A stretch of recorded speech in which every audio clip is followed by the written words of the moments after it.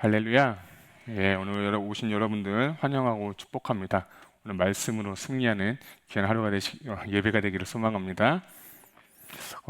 말씀을 준비하기 전에 제가 최근에 한 3주 정도에 걸쳐서 전화를 받았습니다. 한국에 계신 분들인데 평신도 분도 계시고 또 목회자분도 이렇게 전화를 주셨어요. 그래서 되게 오랜만에 이렇게 전화를 하시는 분들인데 그 중에 한 분이 이렇게 얘기를 하시는 거예요. 아, 목사님, 요즘 기도가 너무 안 돼요. 목사님, 요즘 예배 때 임재를 못 느끼겠어요. 뭐 이런 얘기를 하는 거예요. 그래서 제가 알겠습니다. 기도해 드리겠습니다 하고 끊었어요. 그러고 나서 또 어떤 분이 또 전화가 오는 거예요. 전화가 와가지고 목사님 잘 지내세요? 그래서 너무 잘 지내죠. 그러니까 혼자만 잘 지내시면 됩니까? 그래서 왜요? 그러니까 나는 힘들어요. 그래서 왜 힘드세요? 그러니까 뭐 하여튼 기도가 안 되고 은혜가 안 되고 하여튼 너무 이제 영적으로 너무 무너진 상태라서 이렇게를 어떻게 해야 됩니까? 라고 물어보시더라고요. 그래서 제가 그래 기도해 드릴게요. 제가 기도하겠습니다. 이제 그랬어요. 그리고 나서 또 우연치 않게 어떤 목사님하고 이렇게 전화를 하게 되는데 이 목사님도 이제 목회를 같이 이렇게 달목회를 하신 분이니까 이야기를 하면서 이제 목회에 대한 얘기하면서 서로 격려하고 서로 이렇게 아껴주는 마음인데 이분이 그러는 거예요. 저 좀 위해서 기도해 달라고 그러는 거예요. 무슨 기도해 드릴까요? 그러니까 목회가 너무 어렵다는 거예요. 너무 안 된다는 거예요. 힘들겠다는 거예요. 아니 잘 되고 계시잖아요. 왜 이렇게 왜 이렇게 배부른 소리 하세요? 그러니까 영적으로 많이 힘들고 다운되는 일들이 있어서 자기가 좀 기도를 해야겠습니다라고 기도 부탁을 하더라고요. 그래서 제가 이 2주간 동안에 하나님께 이렇게 세 분의 전화를 받으면서 그분들을 위해서 제가 깊이 생각하면서 한 분 한 분을 위해서 좀 기도해 드렸어요. 이분들 예배가 은혜가 안 되고 기도 응답이 없고 뭐 목회도 힘들고 하시니까 그분들을 위해서 저도 깊게 다 기도해 드렸습니다.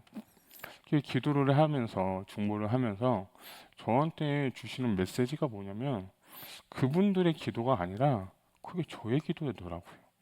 그러니까 하나님이 그분들 통해서 제가 저의 영적인 상태를 보게 하시고 제가 기도를 하는데 저도 기도가 회복이 필요하고 예배 가운데 하나님의 은혜를 좀 받고 싶고 어제보다 더 깊이 주님 만나고 싶은 그 제 마음 가운데 그런 열망이 생기고 그런 은혜를 사모하는 마음들이 제 마음 가운데 생기게 됐습니다. 그래서 제가 기도를 했어요. 그래서 하나님 어떻게 하면 이렇게 회복이 될 수 있고 다시 한번 내 심령이 살아날 수 있겠습니까? 라고 제가 하나님께 질문했을 때 하나님께서 오늘 우리에게 주신 말씀 고린도전서 1장 17절부터 18절 그리고 에스겔 37장의 말씀을 주시면서 이 말씀을 통해서 제가 말씀을 붙잡고 기도했고 그 받은 은혜들을 우리가 좀 나누고 싶습니다. 특별히 혹시 저와 같은 분이 계시다면 오늘 예배를 통해서 회복의 역사가 일어나기를 주님의 이름으로 축복합니다. 여러분께 한번 질문을 한번 해보겠습니다. 질문하면서 설교를 시작할게요. 자, 기대하시고요. 여러분 십자가 많이 들어보셨을 텐데 여러분에게 십자가는 어떤 것입니까? 십자가는 과연 무엇일까요? 5초 드릴게요. 여러분의 십자가를 생각하면 어떤 분들은 그러신 분이 있겠죠. 목사님 그거 십자가 하면 액세서리가 생각이 나요.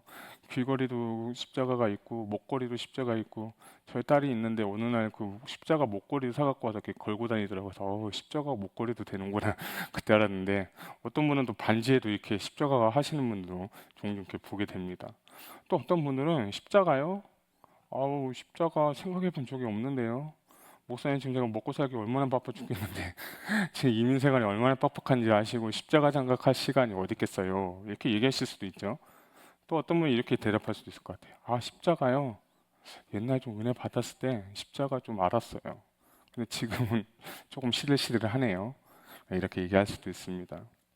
그러면 초대교회 성도님들, 예수님이 돌아가신 이후에 사람들에게 십자가가 무엇입니까? 라고 물어볼 때 그들은 어떻게 대답했을까요?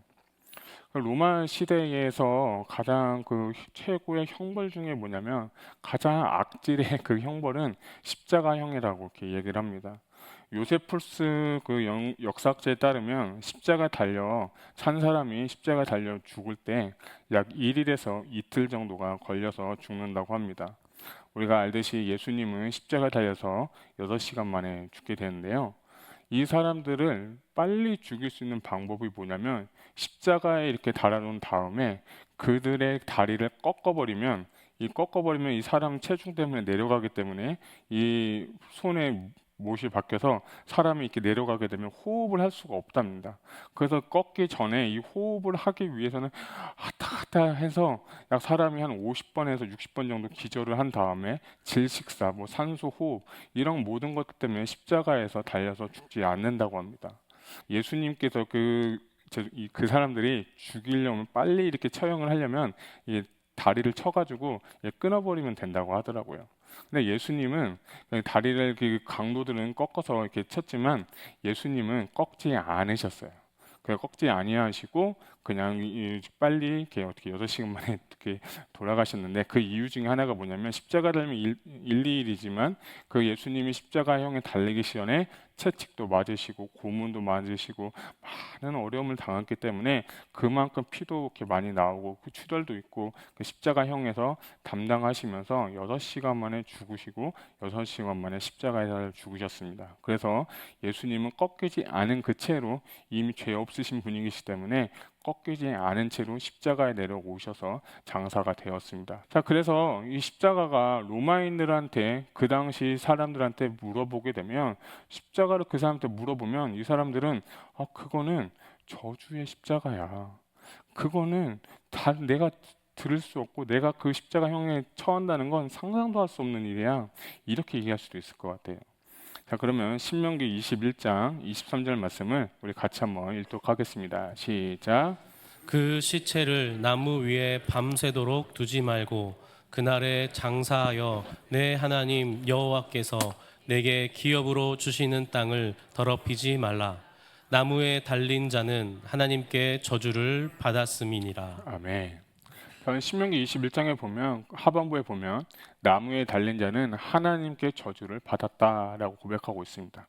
그러니까 1세기의 그 로마 시대의 사람들에게 있어서 십자가는 뭐냐면 완전하게 저주의 상징이 되는 거죠. 그 저주의 상징이기 때문에 우리 옛날에 어렸을 때 우리 일제 시대 때 그런 말 했죠. 애들이 막 울면 순사 온다, 순사 온다, 순사 온다. 그러면 애들이 어떻게 하죠? 울음을 탁 그쳐버리죠. 그 비슷한 거예요. 이 로마 시대 사람들한테 십자가에 너 울면은 십자가에 데려간다. 너 울면 십자가에 데려간다는 거예요. 그래서 곳곳에 사람들의 마을가 사는 그 가운데 십자가를 달면서 십자가를 보면서 그들에게는 어쩌면 액세서리가 아니라 그들은 십자가를 보면서 이거는 완전 저주의 대상이기 때문에 경멸의 대상이 될 수도 저는 있다고 생각합니다. 그런데 콘스탄티노플 이후에 그 공의의 이후에는 이제 십자가형이 사라졌다 이렇게 기록이 되어 있습니다. 여러분, 나무에 달려서 저주를 받은 사람이 누구입니까? 바로 우리 예수 그리스도십니다. 예수님께서는 죄가 없으시지만 그럼에도 불구하고 우리의 모든 죄를 사하시기 위해서 십자가에 달려 죽으셨습니다. 왜 십자가에 달려 죽으셨을까요? 왜 죄 없으신 그분이, 오늘 우리가 믿는 그 예수님이 하나님인 그분이 왜 십자가에 달려 죽으셨을까요? 십자가에 대해서 여러 가지 이유로 설명할 수 있겠지만 저는 오늘 죄사함의 관점에서 이 십자가에 대해서 나누고자 합니다. 먼저 창세기 2장 7절 말씀을 한번 보도록 하겠습니다. 시작. 여호와 하나님이 땅의 흙으로 사람을 지으시고 생기를 그 코에 불어 넣으시니 사람이 생명이 된지라. 아멘. 하나님이 우리를 지으실 때 흙으로 지으셨다고 했어요. 근데 원어로 보게 되면 먼지로 이렇게 지었다 되어 있거든요. 자, 그래서 하나님께서 흙으로 지으시고 흙을 우리 사람이 하나님의 형상대로 지으신 다음에 그들에게 주는 건 뭐냐면 생기를 불어 넣어 주셨다고 했어요. 그러니까 원래 하나님은 인간을 창조할 때 영이라는 기관을 만들어 주셨는데 이 영이라는 기관에 성령을 주시고 하나님의 영을 주셔가지고 그 기관이 하는 것이 무엇이냐면 하나님을 인식하고 하나님을 예배하고 하나님과 동행하기 위해서 우리에게 정말 그 생기 하나님의 영을 주셔서 그분과 우리가 교제할 수 있도록 하는 기관이 뭐냐면 영이에요. 그 영의 기관에 생기를 불어 넣었다는 건 하나님의 영이 그 안에 있어서 에덴 동산에서 우리 인간의 원래 모습은 영원한 하나님의 그 나라에서 교제하며 동행하며 행복하게 사는 것이 원래 우리 인생을 지으신 하나님의 목적입니다. 그렇지만 아담과 하와가 선악과를 따먹은 다음에 그들에게 죄가 들어옴으로 말미암아 우리의 인생이 영원한 것이 아니라 이제는 죄로 인해서 유한한 삶을 살게 되는 것입니다. 창세기 3장 19절에 보면 내가 흙이니 흙으로 돌아갈지니라 라고 했습니다. 요즘 저희 교회 공동체가 전도서를 이렇게 읽고 전도서를 같이 나누고 있습니다. 전도서를 보니까 모든 사람의 일반은 다 똑같다는 거예요. 모든 사람의 끝은 다 똑같다는 거예요. 돈이 많던 돈이 적던 건강하던 가난하던 건강하던 아프시던 간에 모든 사람은 다 결국에는 죽음을 맞이할 수밖에 없다는 거예요. 예수님을 믿어도 예수님 믿지 않아도 그 모든 사람은 다 어떻게 되냐면 그 인생은 끝이 오게 되는데 그 인생의 끝 다음에 무엇이 오게 되냐면 바로 하나님의 심판이 있게 되는 것입니다. 그래서 저는 우리 여러분들이 하나님 앞에 서기 전에 이 땅에서 어떻게 살아갈 것인가, 이 땅에서 하나님을 어떻게 섬길까가 너무 중요한 거예요. 내가 예수 믿고 구원받고 거듭난 인생은 하나님께서 그에게 영원한 생명을 주시고 하늘나라에 가서 천국에 이를 줄 저는 믿습니다. 그런데 그렇지 못한 인생은 영원에 빠지는 불못에 빠져서 죽지도 못하는 그 지옥에 빠질 수밖에 없다는 거예요. 그래서 죄의 삭은 사망이라고 하는 거예요. 하나님의 은사는 그리스도 예수 안에 있는 영생이라고 로마서에 기록이 되어 있는 거예요. 주님께서 우리의 죄를 속하시고 우리의 죄를 용서하시면서 주고 싶었던 것 딱 하나가 있는데 그게 뭐냐면 영생이라는 거예요. Eternal life. 영원한 생명을 우리에게 허락해 주셨다는 거예요. 영원한 생명을 우리에게 주시고 영원한 생명을 부어 주셔서 하나님과 교제하며 영원한 천국에서 살아가길 원하는 것이 우리를 향한 하나님께서 창조하신 그 목적이라는 거예요. 그런데 죄라는 것 때문에 하나님과의 관계가 멀어지고 기도에도 응답이 되지 않고 하나님 앞에 이루고 싶어도 이루지 못하는 그 상태가 바로 죄의 상태라는 것입니다. 구원이라는 건요, 내가 죄인이라는 것을 인정하는 것부터 시작이 되는 겁니다. 내가 철저하게 죄인이구나, 나로서는 구원을 이룰 수 없다는 철저한 자기 고백이 있을 때 하나님께서는 십자가를 예배해 주시고 아들 예수님을 보내주시사 그거를 믿는 자마다 구원을 얻게 하셨다고 말씀을 하셨어요.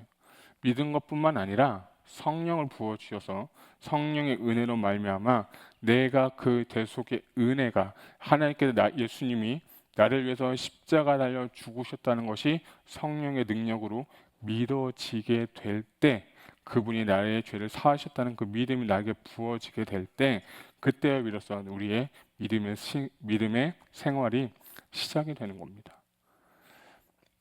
많은 분들이 교회를 다니지만 이거를 정말 체험하지 못하고 가시는 분들 꽤 있는 걸로 알고 있습니다. 여기 계신 분들은 혹시 그런 분이 계시다면 오늘 주님을 만나고 꼭 가시길 바랍니다. 왜냐하면 우리가 다 내일 일은 아무도 모르지 않습니까? 여러분의 영혼이 예수 믿지 않고 구원받지 않고 거듭나지 아니하면 여러분의 영혼은 죄송하지만 지옥에 갈 수밖에 없기 때문입니다. 주님은 정확하게 말씀하셨습니다. 물과 피로 성령으로 거듭나지 아니하면 결단코 천국에 들어갈 수 없다라고 주님은 이미 선언해 주셨어요. 구원의 길을 우리에게 허락하신 거예요. 그 구원의 은혜, 구원의 그 능력을 내가 경험해야 되는데 그거 경험하지 못하신 분들은 꼭 경험하시길 바랍니다. 아무리 생각해도 이거는요 우리가 꼭 해야 되는 거예요. 이거는요 무슨 일이 있어도 목에 칼이 들어와도 내가 핍박을 받을지라도 이것은 반드시 여러분들이 체험하고 가셔야 됩니다. 십자가에 대해서 아는 거는 여러분 많으실 거예요. 십자가는 뭐 어떤 곳인지도 여러분은 아실 거예요.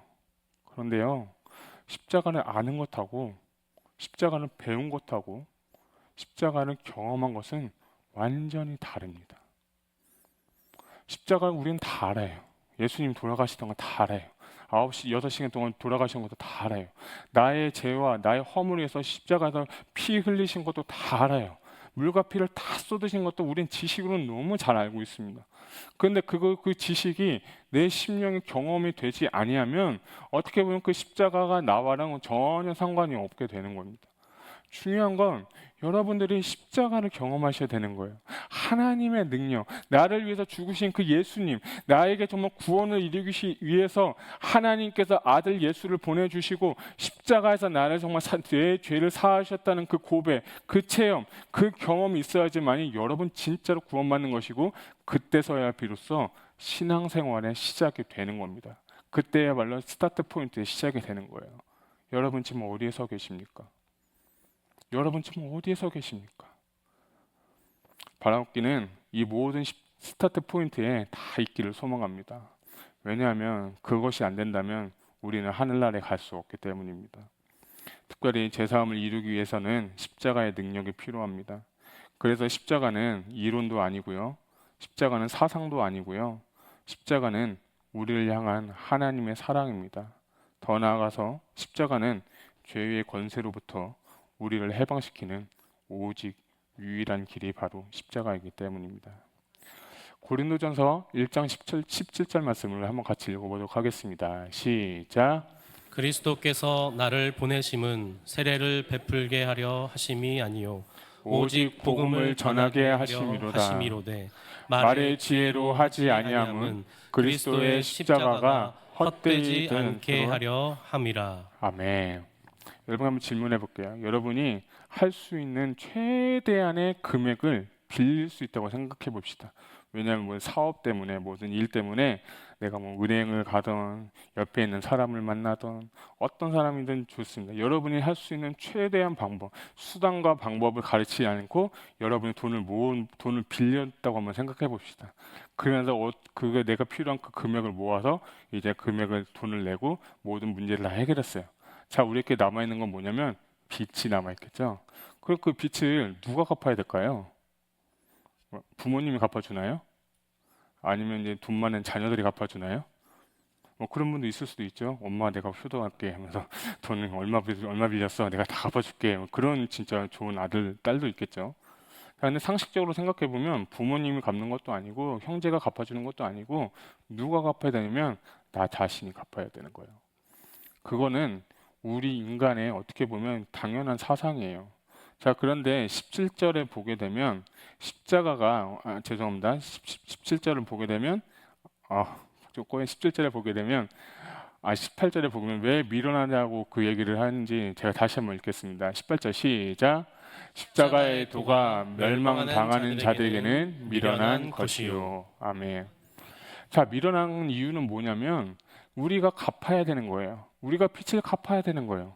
그래서 남이 나의 빚을 갚아준다는 것 자체는 이성적으로도 지식적으로도 내 경험상으로도 절대 법적으로도 맞을 수가 없는 거예요. 내가 갚고 내가 그것을 해결해야 되는데요.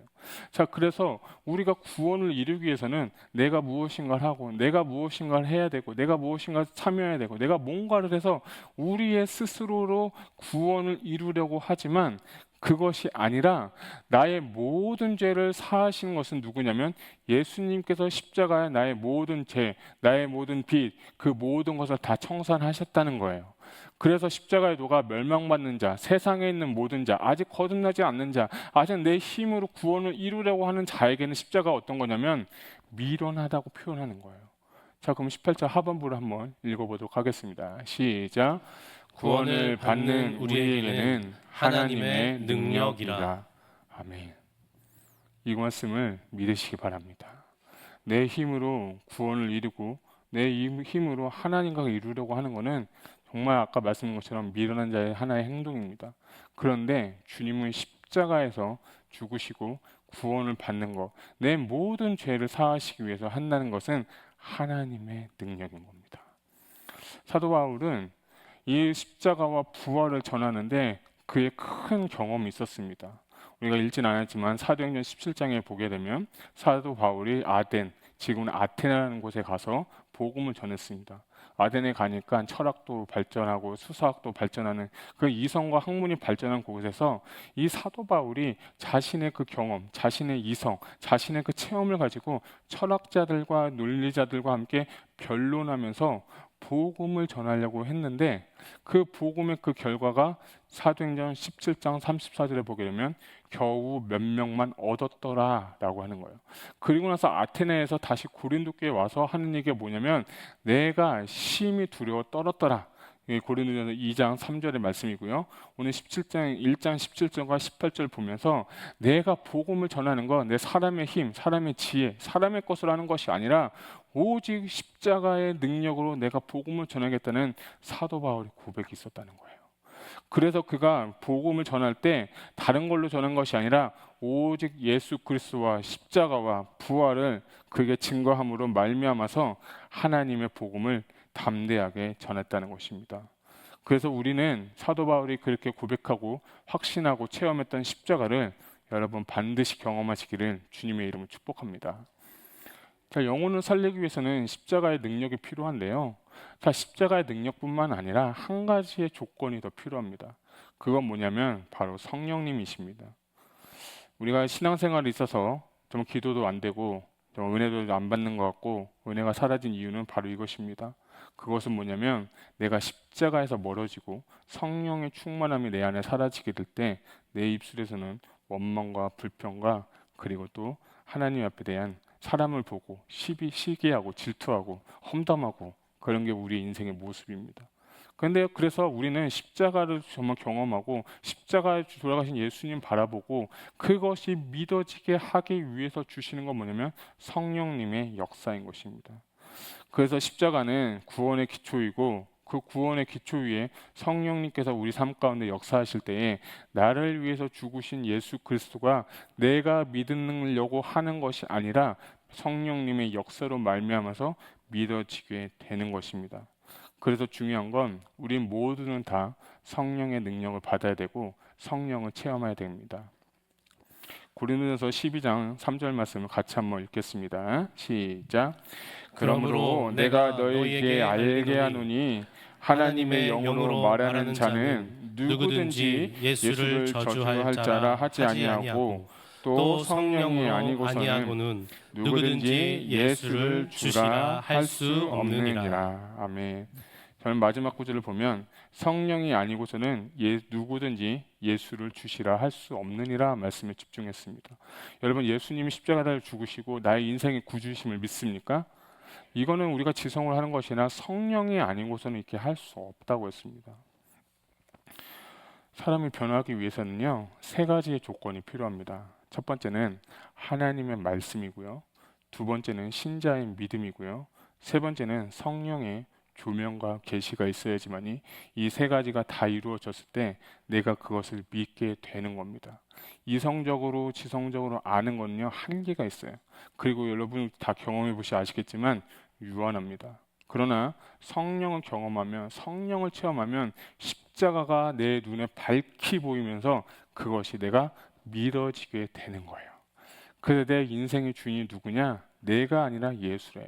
누구든지 성령이 아니고서는 누구든지 예수를 주라, 나의 구주라, 나의 주인이라고 시인할 수 없다는 거예요. 이 성령의 역사가 바로 우리에게 필요하다는 것입니다. 하나님께서 에스겔서 37장을 보게 하시면서 이걸 왜 보게 하셨을까 그런 생각을 했습니다. 근데 5절부터 7절까지 10절까지 보게 되면 7절을 제외하고는 생기라는 단어가 다 나옵니다. 6구절 중에서 5구절이나 생기라는 단어가 나옵니다. 이 생기라는 단어는 뭐냐면 히브리어로 루아흐라고 하는데 생기, 혼, 혹은 영, 그 바람 뭐 이런 것을 의미하는 게 바로 이 루아흐라고 합니다. 에스겔서는 참 구약의 많은 성경 중에 얼마 안 되게 성령님을 이렇게 예표하는 책 중에 하나가 바로 에스겔인데 하나님의 영, 아까 창세기 2장 7절에 말씀드린 것처럼 여호와 하나님이 땅의 흙으로 사람을 지으시고 생기를 그 코에 불어넣으셨다 할 때 그 생기하고 오늘 에스겔 37장에 있는 그 생기하고 루아흐는 동일한 단어입니다. 그러니까 우리의 영이 살기 위해서 우리가 죄 가운데 살고 죄 가운데 죽고 죄 가운데 있는 인생 가운데 정말 하나님과 단절된 인생 가운데 우리에게 가장 필요한 건 뭐냐면 성령님이신 루아흐 하나님의 영이 내 가운데 있어야 되는 거예요. 그때서야 비로소 무슨 삶이 되냐면 살아난다는 거예요. 살아난다는 겁니다. 특별히 히브리어 살아나다는 단어는 뭐냐면 하야라고 합니다. 하야. 하야는 대부분 life, live 뭐 이렇게도 표현하는데요. 우리가 존재로서 살아날 때 쓴 단어가 뭐냐면 하야라는 단어인데, 우리 9절과 10절을 같이 한번 읽도록 하겠습니다. 시작. 또 내게 이르시되 인자야 너는 생기를 향하여 대언하라. 생기에게 대언하여 이르기를 주 여호와께서 이같이 말씀하시기를 생기야 사방에서부터 와서 이 죽음을 당한 자에게 불어서 살아나게 하라 하셨다 하라. 이에 내가 그 명령대로 대언하였더니 생기가 그들에게 들어가매 그들이 곧 살아나서 일어나 서는데 극히 큰 군대더라. 아멘. 하야, 하나님의 영이 들어가면, 하나님의 영이 내 심령에 오면 죽었던 영이 살아나게 되는 거예요. 아까 제가 서두에도 기도했고 서두에도 말씀드린 것처럼 기도가 안 되시는 분들, 은혜가 안 되시는 분들, 그런 분들 있을지도 모르겠지만 저는 그렇게 지금 그런 상황이니까요. 여러분, 성령님을 구하시기 바랍니다. 성령님이 오시면 기도하지 말라도 기도하게 되어 있고요. 성령님이 오시면, 성령님이 내 안에 계시면 예수님이 나를 위해서 십자가 죽으셨다는 것이 믿어지게 되고 내 인생의 주인이 이제 내가 아니라 예수 그리스도로 바뀔 수 있는 것은 뭐냐면 성령님의 역사인 거예요. 하나님은 우리가 영을 주시고 하나님과 우리가 교제하기 위해서 막혔던 담을 풀기 위해서 십자가와 성령의 능력으로 내 영혼이 살아나게 될 때, 그때야 비로소 뭐라고 하느냐, 하야 당신이 살아나게 된다는 것입니다. 저는 여러분들이 오늘 예배를 통해서 반드시 살아나기를 축복합니다.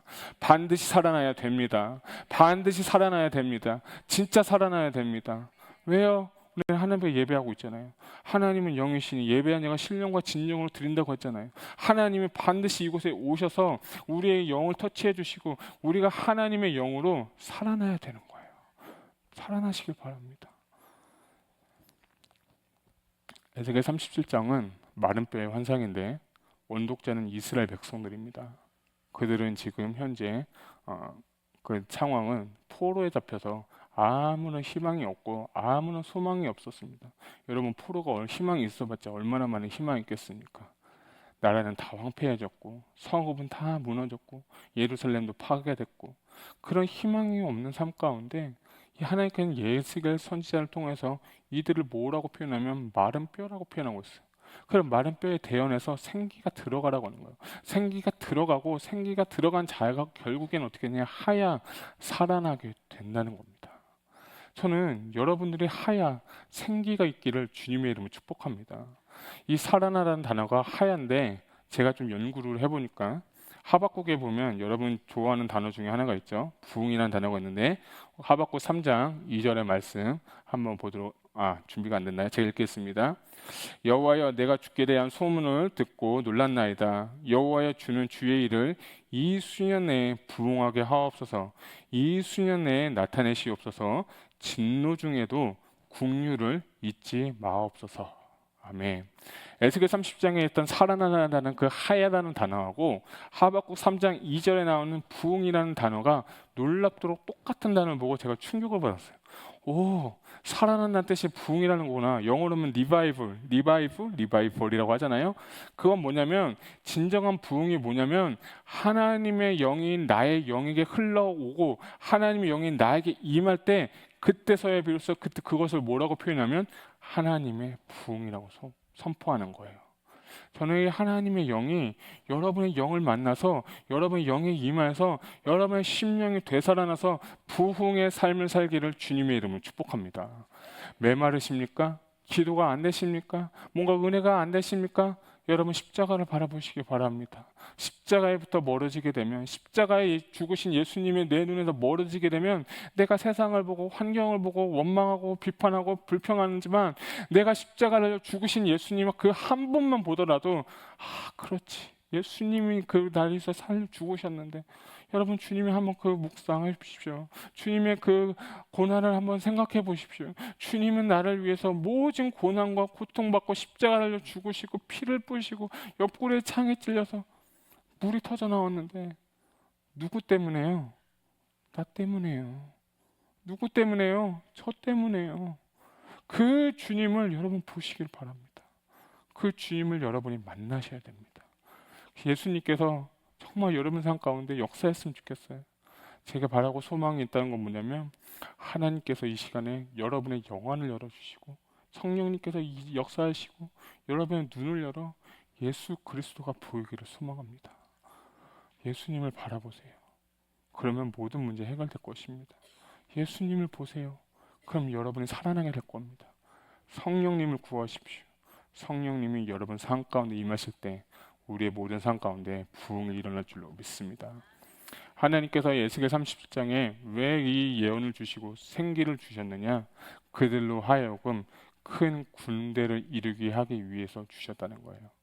여러분 우리 교인들 참 너무 귀하신 분들 너무 많은데 하나님께서 성령을 주신 이유는 각 사람 한 사람 한 사람 가운데 은사를 주시고 달란트를 주시고 우리가 하나 되고 연합해서 군대로서 쓰기 위해서 우리를 부르셨다는 거예요. 왜 군대를 왜 만듭니까? 전쟁을 해야 되잖아요. 왜 군대를 만듭니까? 악한 사람을 때려잡아야 되잖아요. 하나님은 여러분이 패배하고 좌절하고 낭망하고 슬퍼하면서 울려고 주님이 여러분을 지으신 것이 그분의 목적이 아니라 하나님과 동행하고 하나님과 연합하고 하나님의 능력으로 살기를 주님은 원하고 계세요.